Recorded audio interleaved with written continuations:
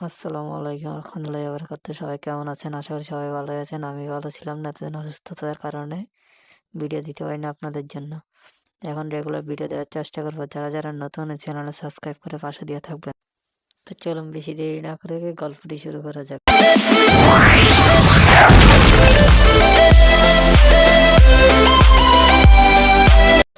কিছুদিন আগে আমি একটা সিএস র্যাঙ্ক ম্যাচ খেলতেছিলাম। তখন আমার টিমে একটা র্যান্ডম ছেলে পড়ে।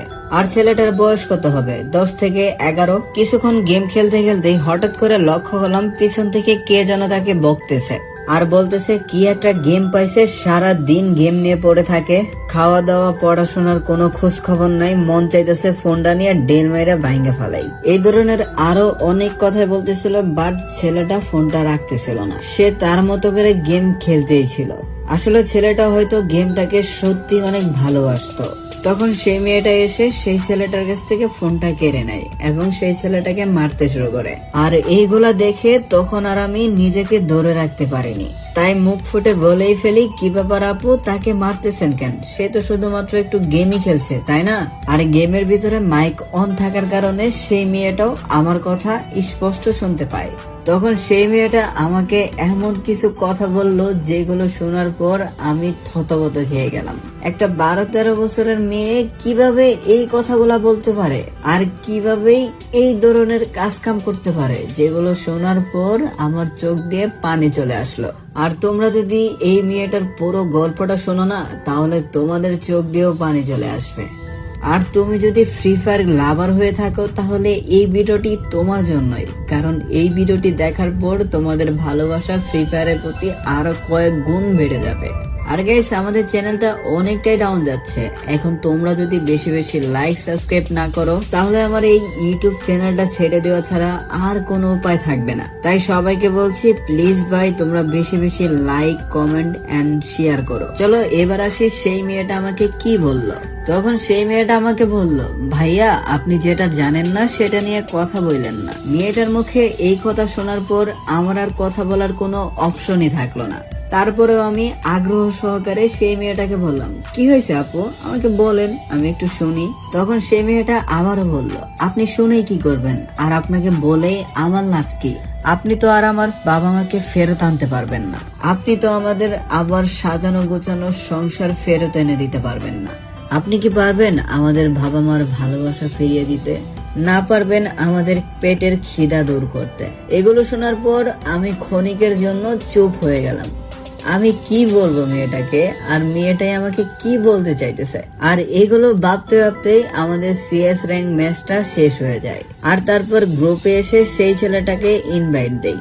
তখন আর সেই ছেলেটা আমার গ্রুপে আসেনি, কারণ হচ্ছে সেই ছেলেটা তখন অফলাইনে চলে যায়। তারপর আমি সেই ছেলেটাকে ফ্যান রিকোয়েস্ট পাঠিয়ে রাখি, যদি কখনো লাইনে আসে আর আমার ফ্যান রিকোয়েস্টটা ধরে, তাহলে বাকি কথাগুলো শুনে নিব।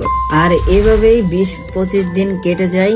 অবশেষে গতকাল রাত্রে আমার ফ্যান রিকোয়েস্টটা ধরে, আর তারপর সেই ছেলেটাকে আমার গ্রুপে ইনভাইট দেই। তারপর আমি সেই ছেলেটাকে বললাম, কি ব্যাপার, ওই দিন না গেম খেলার জন্য কে যেন তোমাকে মারলো, আজকে আবার গেম খেলতেছো, এখন কি তোমাকে বকা দিবে না? তখন সেই ছেলেটা আমাকে বলল, না আজকে আপু বকা দিবে না, আপু আমাকে অনেক ভালোবাসে, অনেক আদর করে, ওই দিন অনেক বেশি গেম খেলছিলাম তাই ওই রকম করছে আপু। তখন আমি সেই ছেলেটাকে বললাম, আচ্ছা তোমার আপু কোন ক্লাসে পড়ে? তখন সেই ছেলেটা বলল, আমার আপু এখন আর পড়ে না। তখন আমি বললাম, ও আচ্ছা, তাহলে তুমিও কি পড়ো না? তখন সেই ছেলেটা বলে, না আমি পড়ি, আর আমি পড়ি কারণে তো আমার আপু পড়তে পারে না। তখন আমি আগ্রহ সহকারে বললাম, তোমার পড়ার সাথে তোমার আপুর পড়ার কিসের সম্পর্ক? তখন সেই ছেলেটা বলতেছে, আমার আপু অন্যের বাসায় কাজ করে, আর সেই টাকা পয়সা দিয়েই তো আমার পড়াশোনা করায়। আর এই কথা শোনার পর আমি তো অবাক হয়ে গেলাম। আর সেই ছেলেটাকে বললাম, আচ্ছা তুমি কি তোমার আপুর সাথে আমার একটু কথা বলে দিতে পারবা? তখন সেই ছেলেটা বলে, হ পারমু, তবে কি কইবেন? তখন আমি বললাম, আচ্ছা যা বলার বলবো, তুমি শুধু একটু কথা বলে দাও। আর তারপর ফাইনালি সেই মেয়েটার সাথে আমি কথা বলি, আর সেই মেয়েটা আমার সাথে কথা বলতে বলতেই হঠাৎ করে কান্না করে দিল। সেই মেয়েটা বলতেছিল তাদের নাকি একটা সাজানো গোছানো সংসার ছিল, যেখানে বাবা মা সবাই ছিল, খুব আনন্দে তাদের দিন কাটতেছিল, কিন্তু হঠাৎ করেই তাদের সংসারে একটা জ্বর নেমে আসে। আর তাদের বাবা মা নাকি একটা অ্যাক্সিডেন্টে মারা যায়। ভাগ্যক্রমে তারা দুইজন বেঁচে যায়। আর সেদিন থেকেই তাদের দুঃখ কষ্টের জীবন শুরু হয়। প্রথম কয়েকদিন তাদের চাচা জাডাই খোঁজ খবর নিছে, কিন্তু এখন আর তাদের খোঁজ খবর নেয় না। আর তার ভাই ছোট মানুষ, তাই নাকি ওর চাচাতো ভাইয়ের সাথে একটা ঝগড়া করে। আর এরপর থেকে নাকি তাদের কাকি আর তাদেরকে দেখতে পারে না। কাকা কয়েকদিন আমাদের সাথে কথা বললো, এখন কাকি আর কথা বলতে দেয় না। খিদার জ্বালা বড় জ্বালা, কি করবো কন? বাবা মা আমাদের জন্য তেমন কোনো টাকা পয়সাও রাখা যায় নাই। গড়ে যে কয়টা বাজার ছিল, চাউল ডাউল, ওইগুলা কয়েকদিন খাইছি। কয়েকটা টাকাও ছিল, ওইগুলা তো কিনা খাইছি। আর এরপরে বাবা মা কই টাকা রাখছে, কার কাছে রাখছে, এগুলা কিচ্ছু জানি না। কারো কাছে খাবার চাইলেও এক বেলা দেয়, দুই বেলা দেয়, তিন বেলা সময় দেয় না। আরো অনেকগুলা কথা শোনায়। তারা বলে আমার বাবা মা নাকি ময়রা উদ্ধার হইছে, যত সব ঝামেলা নাকি তাদের উপর ফালাইতে হয়ে গেছে। এইগুলা শোনার পর কি আরো কারো কাছে খাওয়া যায় বা খাবার চাওয়া যায়? আমি ক্লাস 6 পর্যন্ত পড়ছি, 7 থেকে আর পড়তে পারি নাই। খিদার যন্ত্রণায় থাকতে পারি না, আবার পড়াশোনা কই থেকে করবো? এদিক দিয়ে আবার আমার ছোট ভাইও আছে। আমার কষ্টটা না সহ্য করতে পারি, তার কষ্টটা তো আর সহ্য করতে পারি না। তারপর আমি অনেক জায়গায় কাজ করার জন্য চেষ্টা করছি, কিন্তু কেউ আমাকে ছোট কারণে কাজেই নেয় না। আর তারপর আমার এক জ্যাঠাই আমাকে একটু কাজ দেয়। তাদের একটা বাবু আছে, সেটা দেখাশোনা করা, রান্না বান্না করা, এইগুলো আর কি। কিন্তু আমি তো আর আগে থেকে ওইভাবে রান্না করতে পারতাম না, তাই রান্না বান্না একটু একটু এদিক সেদিক হইলেই জ্যাঠার বউ আমার সাথে অনেক চিল্লাপাল্লা করতো। এক কথায় বলতে গেলে ওনার বউ আমাকে সহ্যই করতে পারতো না। আর তারপর সেই জ্যাঠার একটা ছেলে ছিল, সে আমাকে একটা আপেল দেয় খাইতে।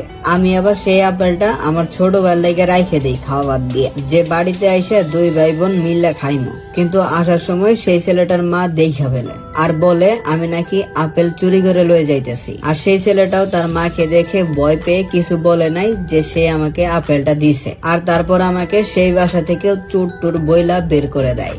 আমি তাদেরকে কোনোভাবে বোঝাইতে পারি নাই যে আমি চুরি করি নাই। আর সেই জ্যাঠাও আমাদের পরে আর কিছু বলে নাই, আরো উল্টা আমাদেরকে বলে আমরা চুরি করি এই কারণে নাকি আমার চাচা চাচি আমাদেরকে দেখে না। তারপর মনের ভিতরে হাজারো কষ্ট নিয়ে সেই বাসা থেকেও চলে আসি, কিন্তু পেট তো আর এইগুলা মানে না, পেটে তো খিদাই লাগে।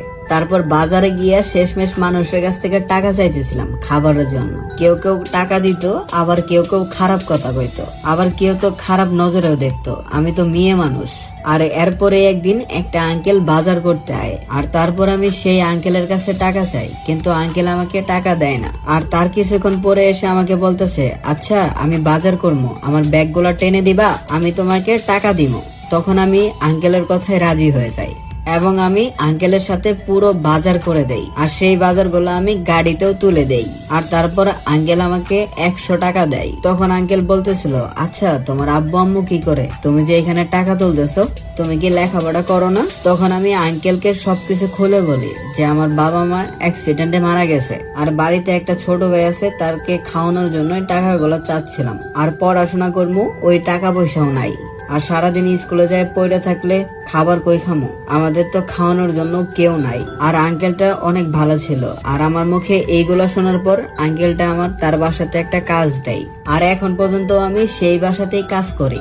এখন আস্তে আস্তে বাড়ির সব কাজই করতে পারি, রান্না বান্না, কাপড় ধোয়া, ঘর ঝাড়ু দেওয়া, সবকিছুই পারি। এখন মাস শেষে আমাকে 5,000 করে টাকা দেয়, আবার 3 বেলা খাওয়ানো দেয়। আবার এইদিকে আমার ছোট ভাইয়ের জন্য খাবার দিয়ে দেয়। এখন ছোট ভাইটারে পড়াশোনা করাইতেছি, কিন্তু ভাইটা তো গেম নিয়ে বেশি পড়ে থাকে। ওদিনকে ভাইটা একটু বেশি গেম খেলতেছিল, তাই একটু রাগ উঠে পড়ছিল, তাই বকাঝকা করছি। পরে আবার আমারই অনেক খারাপ লাগছে। আর এইগুলো শোনার পর আমি তো কিছুক্ষণের জন্য অবাক হয়ে গেলাম। আমার চোখ দিয়ে কেন জানি না চাইতেই পানি চলে আসছিল।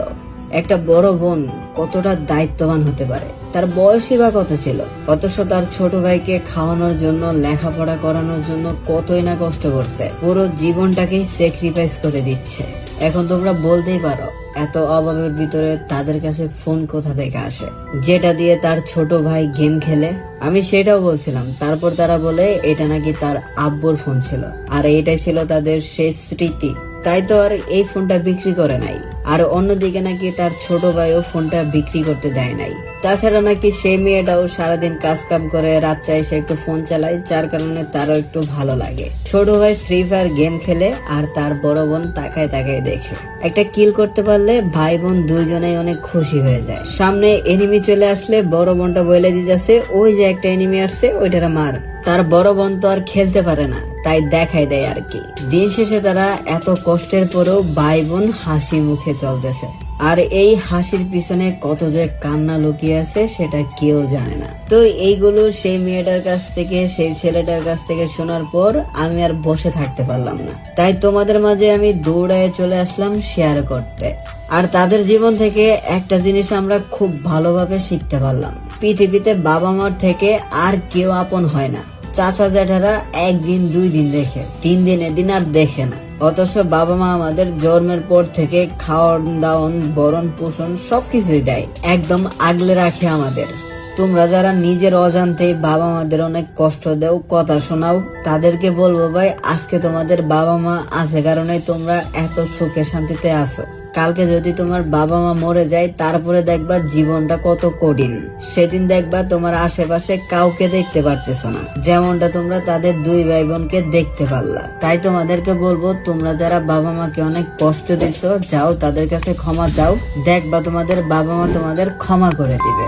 সত্যি ভাই বাবা মা হলো পৃথিবীতে আমাদের বট গাছের মতো, তারা সবসময় আমাদের ছায়া দেয়, আগলে রাখে। তো দিন শেষে একটা কথাই বলবো, তোমরা সবাই সেই ভাই বোনের জন্য দোয়া করবে এবং নিজের বাবা মার দিকেও লক্ষ্য রাখবে, কারণ তারা ছাড়া আর তোমাদের আপন বলতে কেউ নেই। তো এই ছিল আজকে ভিডিও। যদি ভিডিওটি ভালো লেগে থাকে অবশ্যই ভিডিওটিতে একটি লাইক করবা, চ্যানেলটিতে নতুন হইলে চ্যানেলটি সাবস্ক্রাইব করে দিবা এন্ড পাশে থাকা অল নোটিফিকেশন বাটনটিও অন করে দিবা, যাতে করে এই চ্যানেলের নতুন নতুন ভিডিও সবার আগে পেয়ে যাও। তো সবাই ভালো থাকো, সুস্থ থাকো, দেখা হচ্ছে পরবর্তী আরো একটা নতুন ভিডিওতে।